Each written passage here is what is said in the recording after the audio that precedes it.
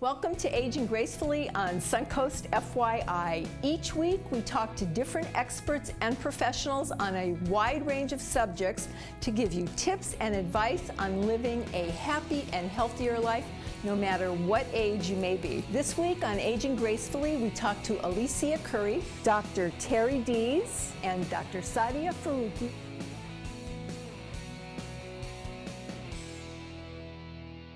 This week, author Alicia Couri returns to discuss basic beauty tips.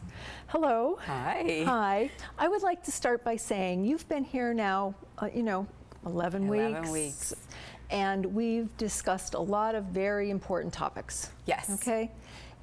It's hard for anybody to remember so much wonderful information, so I just wanted to give your book another shout out. Yes. And say everything's in here. It's in so the book. If you need a review, or they can go online and watch the segments online, but that's it. It's, if you forget something, there's always one way or the other to review it. Right. Okay. You can either download the book on my website, aliciacouri.com, or you can purchase the book on Amazon, and I have a lot of bonus material in the actual book that's not on the download.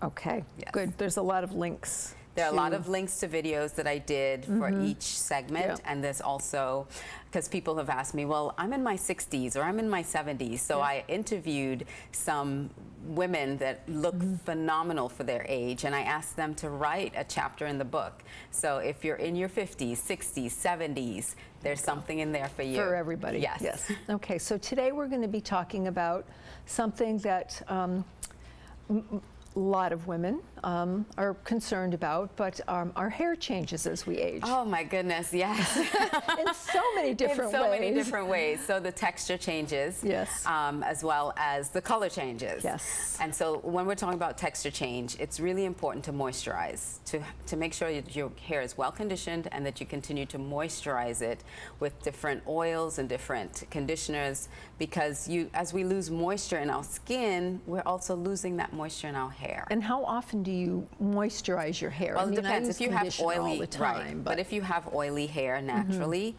you don't want to put too much of those. They're cream conditioners that are leave-in conditioners that aren't, after you shampoo. There are oils that you can use, moringa oil. You can also use argan oils. Those oils are really good for the hair, but coconut oil. But just find the right texture of oil for your hair type, because not everything can be absorbed. The molecules can be absorbed. So again, that's trial and error. Sometimes, kind of basis, or you can go right? to your beauty professional and just ask them. Okay. Okay. Yeah. Yes. So let's talk about. Let's talk about the gray the gray hair. To gray or not to gray? I know that's a big question. Yes. So it's trendy now for young women to go all gray. Yes. Or blue or purple. Right. But I'm fighting the battle every single day, as we discussed. Yes, it's a constant fight. So I have some products that you can use between coloring, because it gets to the point where every 2 weeks you got to color, especially if you have dark hair like us. And that gets very expensive. And it gets very expensive, and it gets and it damages the hair if you're not doing it correctly. So I have some products that you can use. I love this one. This is my go-to. It's a spray, and you just spray away the gray. I'm telling you, that's amazing. So how do you find the right color for your hair? They have different colors that you can find that can match your hair color. They have red, they have blonde. Excellent. Yes. And you just spray the roots. And you just spray it on the roots. Okay. Yes. And then they have, like these, instead of using a mascara, they have these little doohickeys that you can just comb it through. They have the powders that you can put on. Okay. But I will caution you, one of the things is that it can get on your fingers. It can get all over your fingers. So wear gloves? No, well, the spray, once you let it dry, it doesn't transfer anymore, but you have to be careful with some of them, because they can fade and they can transfer onto your fingers and other things. Okay. So, and there's always the... And then you just do your little root touch-up in between coloring. Yes. Okay.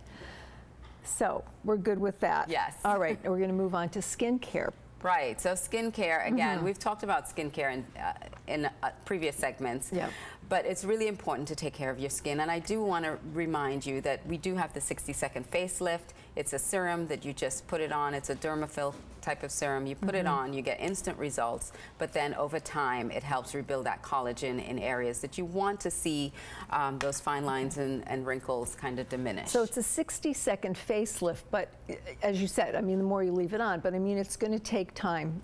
Yes, it'll take time for it to work over time. But if you're going out that evening and you want instant, like a refresh. Yes, it gives you that instant smoothing. All right. Now we all have gotten into routines and habits that we do for our skincare routines. And your makeup routine. I mean, I still see people wearing their favorite blue eyeshadow from the 70s. You know, you have to update even your makeup look as you start aging. You have to start doing things a little differently. For instance, eyeliner. Sometimes people have gotten used to that black eyeliner, very thick eyeliner throughout the years, but as you get older, it's a little harder not only to put it on because your eyes change, the skin on your eyes change, but also it gets to be too harsh.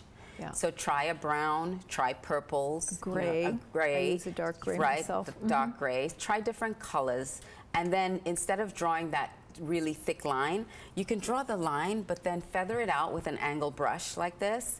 That gets into all the little lines and creases around your eyes so you don't see little spaces. And you can also just add powder. You know, I have a little palette here. You can just add the color of the powder and just fill it in. So do you recommend like a liquid eyeliner then, or more of a pencil eyeliner? More of a pencil, and smudge it.